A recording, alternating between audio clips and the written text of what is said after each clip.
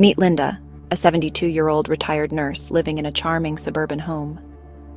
Over the years, Linda had collected everything from medical books and antique teacups to her grandchildren's artwork. Her house was full of memories, but also packed with clutter that made her feel trapped rather than comfortable. One day, Linda decided enough was enough.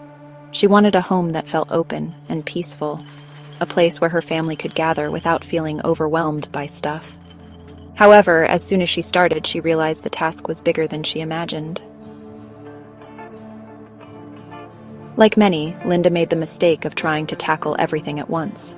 She spent an entire weekend sorting through her living room, only to end up exhausted and with more chaos than progress.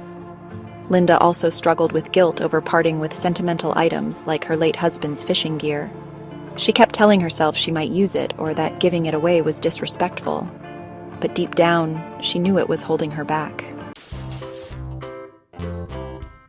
Linda turned things around by embracing a problem-solving approach. First, she made a decluttering plan, tackling one small area at a time, starting with a single drawer in her kitchen. Each day, she set a timer for 20 minutes, focusing on sorting only what she could manage. This simple strategy gave her quick wins and built momentum without overwhelming her. Next, Linda addressed the emotional barriers. For sentimental items, she took photos and wrote a short story about their significance. She kept only a few cherished pieces and donated the rest to a local charity that supported veterans, which gave her a sense of purpose and peace. Linda also realized she couldn't do it all alone. She asked her daughter Sarah for help. Together, they tackled larger spaces like the attic, where they laughed over old memories and made thoughtful decisions about what to keep. Sarah even found creative ways to repurpose some items, like turning an antique trunk into a coffee table for Linda's living room. Finally, Linda set up a system to prevent clutter from returning.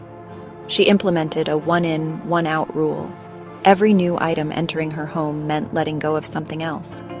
She also designated a donation box in her hallway for anything she no longer needed. Within weeks, Linda's home transformed. Her living room became an inviting space for family movie nights. Her kitchen counters were clear, making cooking enjoyable again.